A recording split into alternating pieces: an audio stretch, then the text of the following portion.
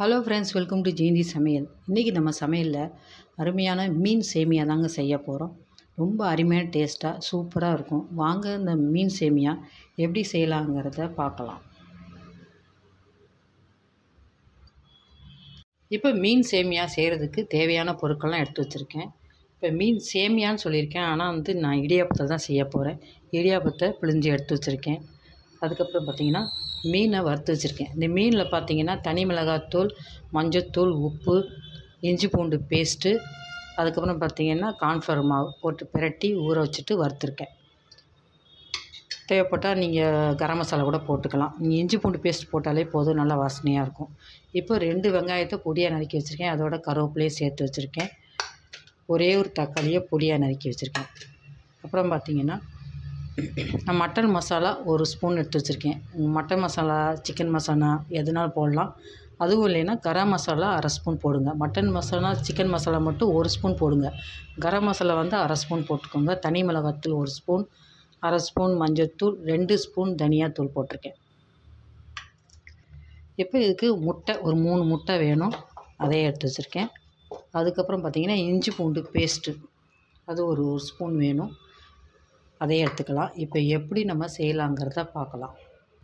இப்போ நம்ம செய்கிறதுக்கு முன்னாடி இந்த முள் இல்லாமல் இந்த மீனை மட்டும் நம்ம எடுத்து பிச்சு வச்சுருங்க. உங்களுக்கு எத்தனை மீன் வேணுமோ அத்தனை மீன் எடுத்துக்கலாம்.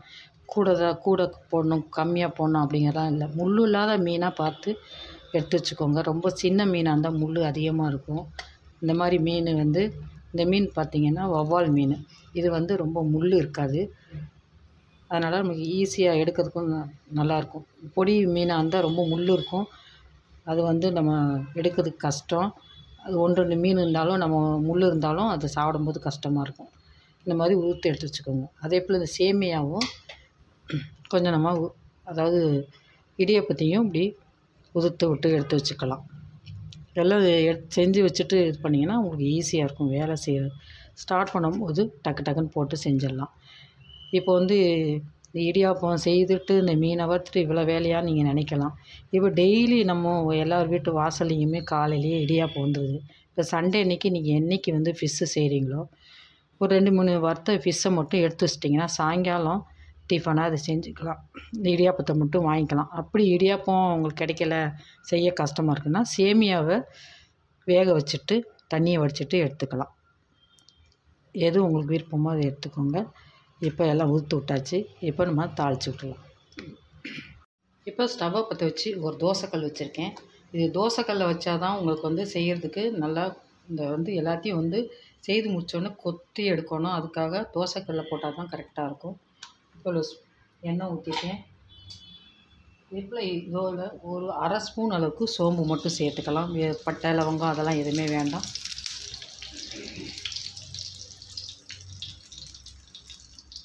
இப்போ இதில் இந்த வெங்காயம், கருவேப்பிலையும் சேர்த்துக்கலாம்.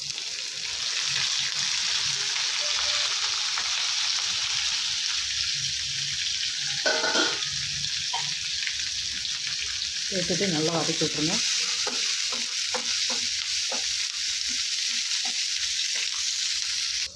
இந்த வெங்காயம் பார்த்திங்கன்னா கொஞ்சம் நல்லா வதங்கி வரணும்.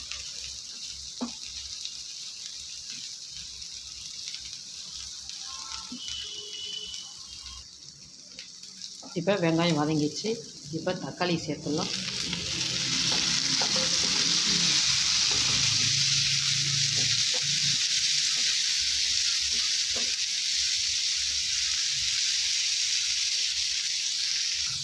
இப்போ இதோட கொஞ்சம் உப்பு சேர்த்துக்கோங்க. கம்மியாக சேர்த்துக்கோங்க. ஏன்னா நம்ம இடியாப்பத்துலேயும் உப்பு இருக்கும், மீன்லேயும் உப்பு இருக்கும். அதனால் பார்த்துக்கிட்டு போட்டுக்கோங்க.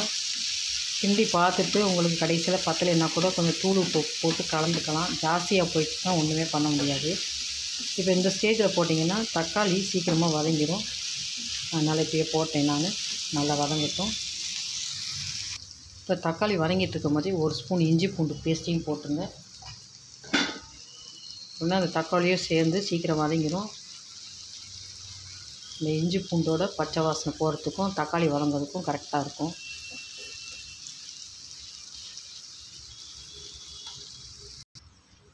இப்போது இஞ்சி பூண்டோட பச்சை வாசனையும் போயிடுச்சு. தக்காளி நல்லா வதங்கிருச்சு. இப்போ நம்ம மசாலா ஐட்டங்கள்லாம் சேர்த்துடலாம். ஏற்கனவே சொன்ன மாதிரி 2 ஸ்பூன் தனியாத்தூள், 1 ஸ்பூன் தனி மிளகாத்தூள், 1 ஸ்பூன் வந்து மட்டன் மசாலா, 1/2 ஸ்பூன் வந்து மஞ்சத்தூள்.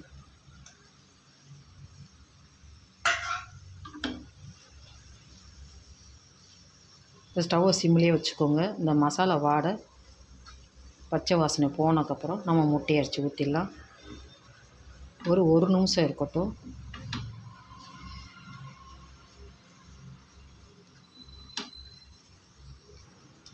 இப்போ மிளகாத்தூளோட பச்சை வாசனைலாம் போயிடுச்சு. இப்போ நம்ம முட்டையை அரைச்சி ஊற்றிடலாம்.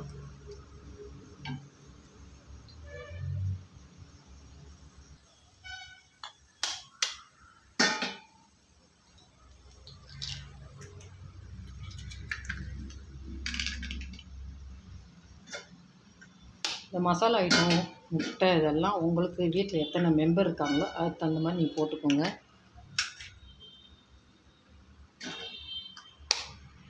நான் செய்கிறது பார்த்திங்கன்னா 4லேருந்து 5 பேர் சாப்பிட்லாம்.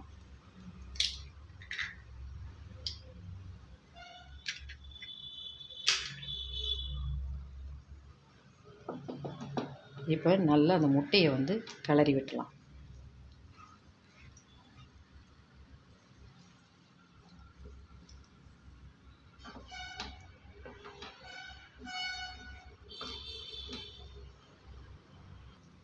இப்போ ஸ்டவ் ஹையில் வச்சுக்கோங்க. அப்போ தான் முட்டை வேகும். கொஞ்சம் வெந்தவுடனே அப்படியே நம்ம பிரட்டி போட்டோம்னா கொஞ்சம் முட்டை தெரிகிற மாதிரி இருக்கும். நீங்கள் ரொம்ப போட்டுட்டு கிண்டிகிட்டே வேகிறதுக்கு முன்னாடி கிண்டிங்கன்னா தூளாக போயிடும். முட்டை போட்டதே தெரியாது. அதனால் கொஞ்சம் முட்டை போட்டக்கப்புறம் பிரட்டிட்டு கொத்தி விடுங்க.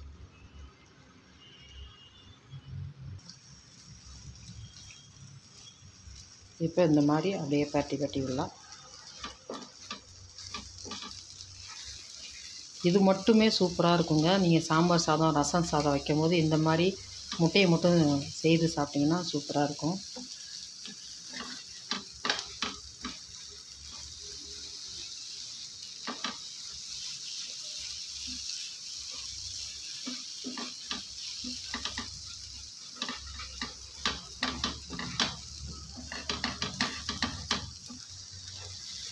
இப்போ ஸ்டவ்வை சிம்மில் வச்சுக்கலாம். இப்போ கொஞ்சம் அந்த ஈரப்பதம் இருக்கும் போதே நம்ம வந்து மற்றதையும் சேர்த்துடலாம். இப்போ இடியாப்பத்தை சேர்த்துடலாம்.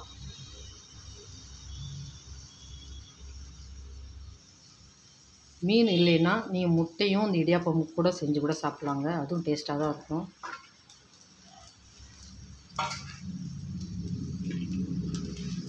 என்னடா முட்டை சேமியான்னு சொல்லிட்டு ஒன்று அந்த மாதிரி சொல்லிட்டு இருக்காங்கன்னு நினைக்காதீங்க. ஒவ்வொன்றும் ஒரு டேஸ்ட்டில் இருக்கும். சப்போஸ் இந்த டேஸ்ட்டில் சாப்பிட்ணுன்னு நினைக்கிறவங்க முட்டை போடாமல் கூட சாப்பிட்லாம். அதாவது மீன் போடாமல் கூட சாப்பிட்லாம். இப்போ நல்ல அந்த மசாலாலாம் எல்லாத்துலேயும் கலந்து வர மாதிரி கலக்கி விட்டுருங்க. எல்லாம் முடிச்சுட்டு உங்களுக்கு பத்தலைன்னா, உப்பு பத்தலைன்னா நீங்கள் உப்பு போட்டுக்கலாம். காரம் ஒன்றும் பண்ண முடியாது.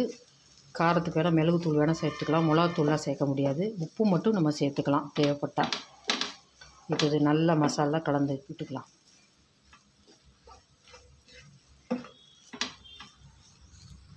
இப்போ இந்த ஸ்டேஜில் கலந்து விட்டாச்சு. இந்த ஸ்டேஜில் இந்த மீனை பிச்சு வச்சுருக்கோம் இல்லையா, அதையும் சேர்த்துக்கலாம்.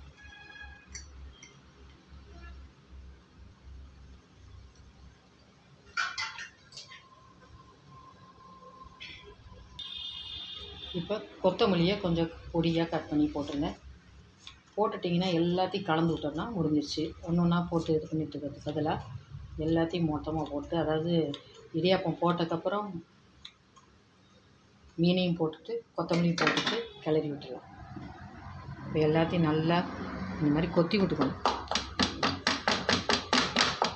மீன் எல்லாத்தையும் நல்லா கொத்தி விட்டு கிளறி விட்டுருங்க.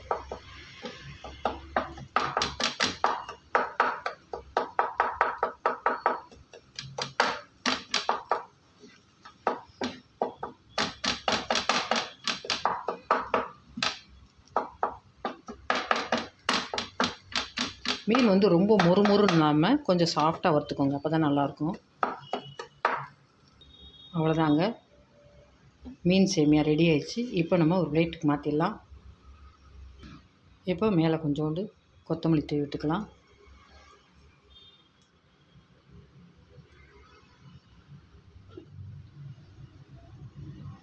அவ்வளோதாங்க, அருமையான மீன் சேமியா ரெடி ஆயிடுச்சு. இதேமாதிரி நீங்களும் செய்து பாருங்கள், ரொம்ப அருமையாக டேஸ்ட்டாக இருக்கும். இப்போ 5 ஸ்டார் ஹோட்டல்லாம் நம்மளுக்கு விதவிதமான இந்த மாதிரி மீன் சேமியா என்னென்னமோ டிஃப்ரெண்ட்டாக செஞ்சு கொடுக்குறாங்க இல்லையா? இதேமாரி நம்மளும் இந்த மாதிரி செய்யலாம், வீட்டிலே செய்யலாம். ரொம்ப அருமையாக இருக்கும். ரொம்ப குறைஞ்ச செலவு தாங்க ஆகும். நம்ம செய்கிறதுலேயே நம்ம மிச்சம் ஆகிறதுலேயே நம்ம செஞ்சுட்டோம். ரொம்ப அருமையாக டேஸ்ட்டாக இருக்கும். வீட்டில் செஞ்சு கொடுத்தீங்கன்னா ரொம்ப பாராட்டுவாங்க. நீங்கள் செய்து பார்த்துட்டு எப்படி இருக்குன்னு கமெண்டில் போடுங்க. முத சேனல் பார்க்க வந்தால் சப்ஸ்கிரைப் பண்ணி வச்சுக்கோங்க. மறந்துடாமல் பெல் பட்டனை ப்ரெஸ் பண்ணி வச்சுக்கோங்க. அப்போ தான் நான் போகிற வீடியோலாம் ஒன்றுக்கு ஒன்று நோட்டிஃபிகேஷனாக வரும். தேங்க்யூ.